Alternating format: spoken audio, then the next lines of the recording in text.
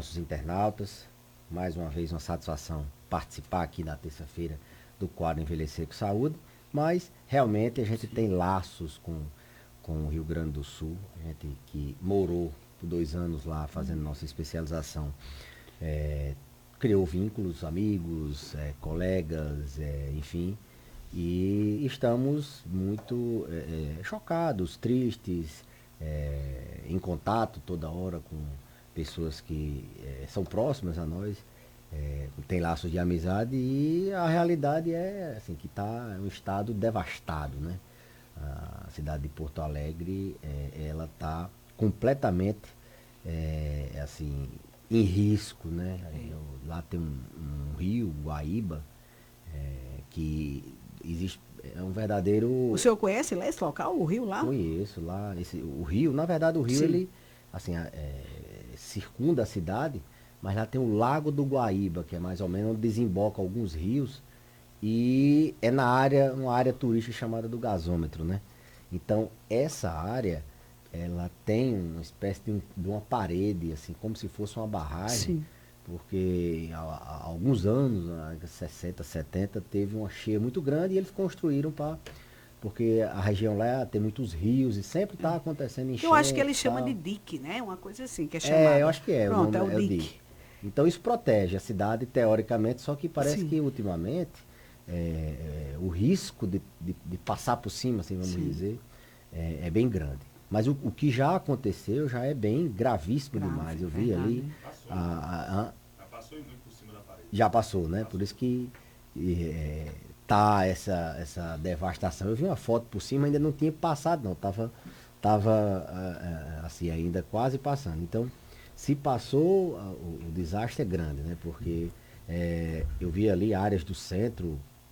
Porto Alegre tem umas áreas meio, o relevo é meio irregular, mas o centro histórico ali, o mercado, eu vi todo alagado, vi os estádios alagados. O Beira-Rio é mais assim, o próprio nome Beira-Rio é mais no fundo, mas ele está alagado. O Olímpico, a Arena do Grêmio, ela é um pouquinho mais, mas está também com... E como o senhor disse que passou 2 anos lá, vendo essas imagens, eu acho que é mais impactante ainda, né? O senhor que É, esteve naquele local. não, sem dúvida, a memória afetiva da gente fica bem abalada. E ao conversar com colegas, todos os que eu conversei têm familiares ali ao redor Canoas, que estão ilhados, desaparecidos, que perderam casa, estão em abrigo. Todas as pessoas têm alguém na família que estão passando por necessidade extrema, assim, de faltar energia. Já faz alguns dias que não tem energia, não tem internet, água, assim, coisas que a gente não imagina viver sem, né?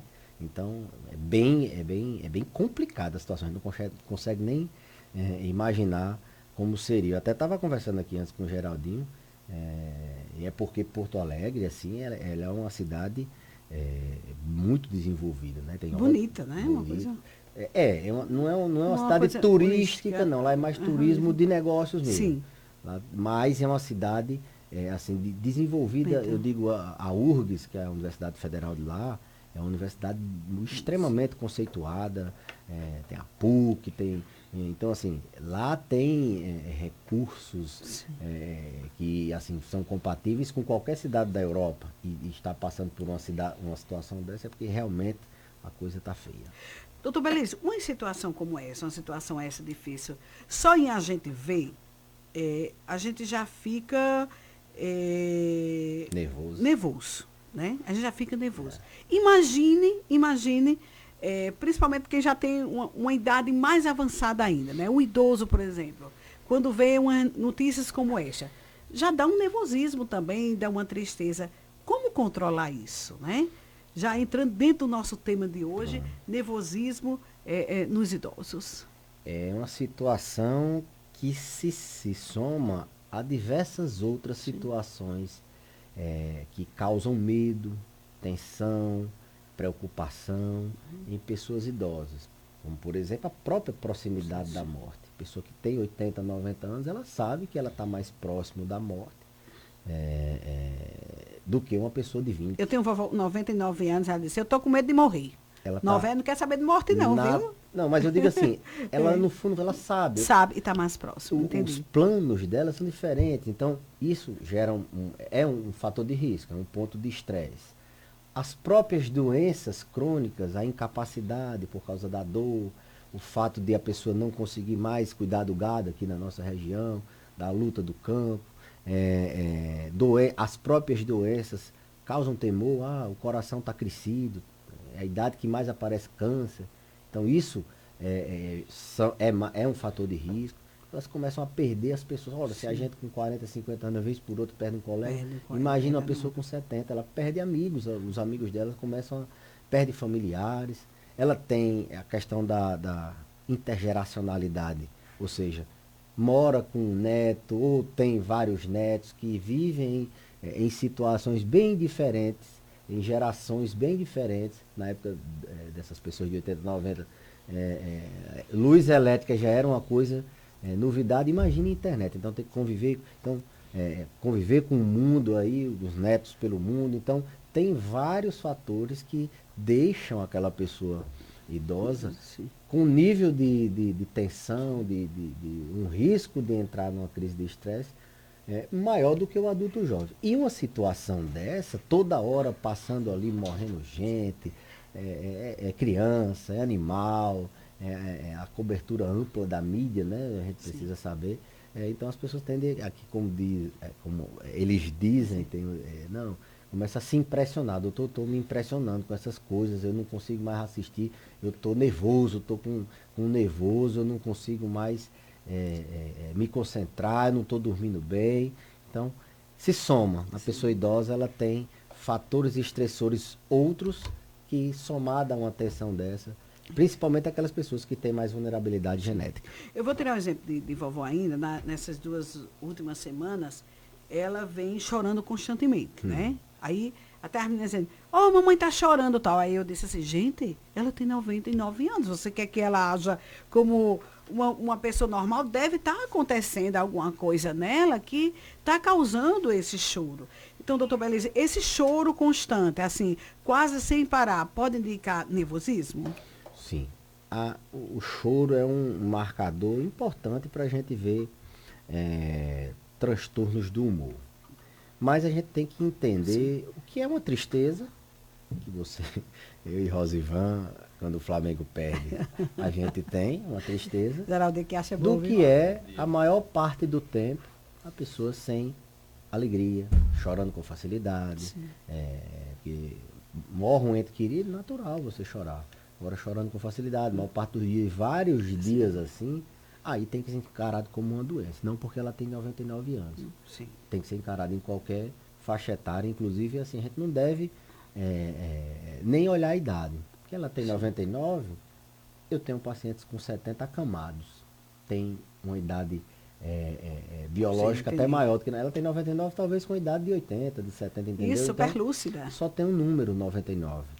Judicialmente ela tem 99. Essa questão de idade física é um pouquinho diferente da idade cronológica do tempo. Então, o fato de a pessoa com facilidade se emocionar, com facilidade de chorar, acende um alerta para o transtorno depressivo maior, a gente chama de depressão, outros é um nervoso. Isso pode acontecer em qualquer faixa etária. Geralmente o paciente traz isso desde de adulto jovem. Ele já tem um histórico familiar de pessoas nervosas na família. Minha família toda é nervosa.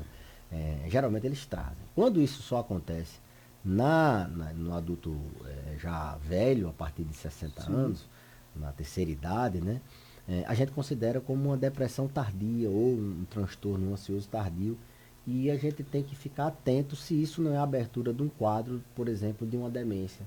Abriu com uma depressão, às vezes não abre, é considerado um pródromo, ou seja, um sintoma como o esquecimento. Geralmente não é o esquecimento que abre o quadro, é o mais conhecido. Então, uma depressão num paciente idoso que nunca sofreu com depressão, que não tem histórico familiar de depressão, a gente pode encarar como sendo uma depressão, que é a abertura de um quadro de demência. Então tem que estar atento nisso e nunca julgar só pela idade. Não, é normal o idoso ter esses fatores de risco, Mas não é normal ele ficar triste a maior parte do tempo, sem esperança, sem energia, sem vontade. O choro muitas vezes até nem aparece, mas é mais o humor irritadiço, sem dormir bem, sem querer comer.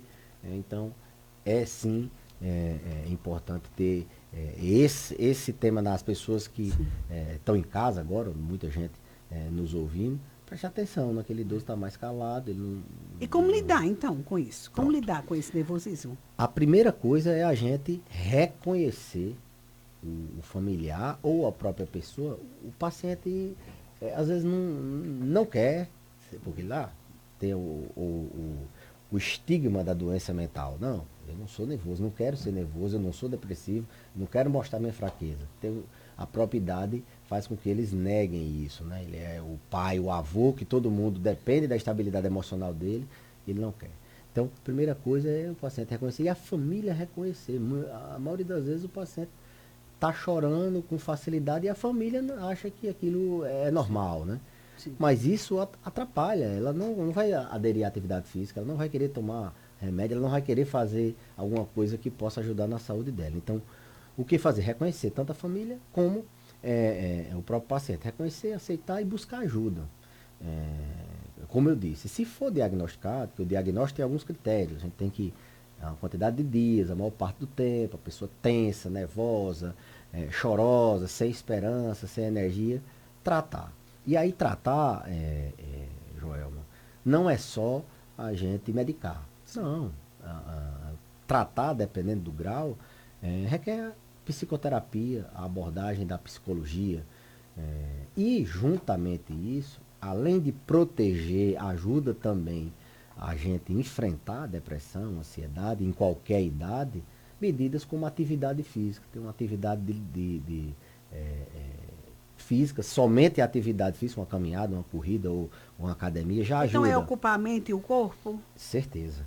Atividade física e atividade também esportiva que envolva sentimentalmente. Tem muita gente, eu gosto de pedalar, então fazer um esporte é uma estratégia boa para. Então, tratar nervoso, é também fazer atividade física, é procurar dormir bem, é procurar evitar problemas dentro de casa, é procurar as pessoas, ao invés só é tirar isso da cabeça. Não, é só ir para a ilha caminhar que a senhora fica boa, tem muito isso. Só prejudica isso aí. Se a pessoa quiser. Prejudica, então o correto é não falar dessa forma? O correto é dar o ouvido amigo. A gente não dá o ombro amigo, é o ouvido amigo. E como é esse ouvido amigo, ouvir. então? Evitar dar opinião, evitar dar sugestão, ouvir o que aquela pessoa, na maioria das vezes, quer que seja ouvida. Sim, entendi. As angústias dela. E ali você dá o braço amigo, a mão amiga. Você pega e leva para. Então a estratégia é essa, uma escuta.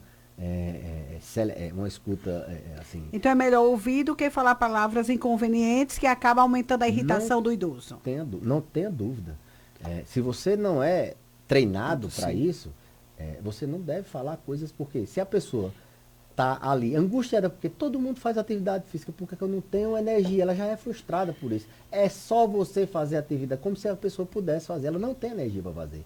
Não, é só você ir para o forró dos idosos, a pessoa não consegue fazer. Se ela conseguisse, ela não estava daquele jeito, entendeu? Ela faz. Então, ouvir, o máximo que a pessoa pode ajudar, um auxílio espiritual, vamos ler a Bíblia aqui, esteja ali do lado, criticar de longe por telefone, dar opinião, isso só Até prejudica. sair para dar uma volta, né? Pronto. Ir à missa. Vamos dar uma né? volta. Se a pessoa não quiser, não Sim. confronta. Estou aqui ao Entendi. seu lado, vamos passar, vamos ficar aqui. Pode ficar aí, eu posso ficar calado aqui, já está ajudando. Mas já pensando o que eu vou fazer. Eu vou levar minha mãe, meu avô, minha avó para tratar. Às vezes precisa de tratamento. Né? Então, ouvir amigo. Para, assim, como medidas relaxantes, um banho morno, uma respiração profunda. Respirar, você chega e respirou. Quando você respira profundo, você relaxa. Alguma coisa que você goste de fazer também distrai a sua mente. Mas não se engane que se for a doença, a depressão ou a ansiedade, precisa de tratamento, não só, muitas vezes, com remédio. O senhor recebe muitos pacientes Sim, com essa situação? A geriatria, um dos M's, um dos pilares da geriatria é mente. Os Sim. idosos, eles são pacientes que têm maior vulnerabilidade de doenças da mente. Demência, o Alzheimer, mas muita depressão, muita ansiedade. Porque boa parte das vezes, eles vêm com sintomas físicos, eles vêm para o geriatra por fraqueza, porque não está se alimentando, tá andando mais devagar. Aí no fundo a gente vai ver que o problema dele é a depressão. Tá? Então é muito diagnosticada e o paciente muitas vezes não sabe que boa parte do que ele está sentindo é de depressão. Então a prevalência de depressão nos idosos da comunidade assim, ela é em torno de 10, 15%, mas isso na prática, num consultório de especialidade, ela é muito maior. Os pacientes têm muito mais sintomas. Então é o dia a dia da gente. Um dos pilares da geriatria é a gente tratar idosos que nem sempre estão chorando, mas eles estão com sintomas físicos, gastrite nervosa, tá com dores que não passam, tá com apetite alterado, sono alterado, e às vezes, no fundo, a gente vai ver um transtorno depressivo, ansioso, que não é porque o paciente quer, é doença. Doença não tem como a gente evitar. Ele está com a química cerebral alterada. Ok. Algo a acrescentar, doutor Beleza, ainda em relação a esse assunto, o nervosismo do idoso? Não, por mim tá satisfeito. Eu agradeço mais uma vez o espaço. Desejar a todos uma ótima semana, que Deus possa intervir lá nos nossos irmãos lá do Rio Grande do Sul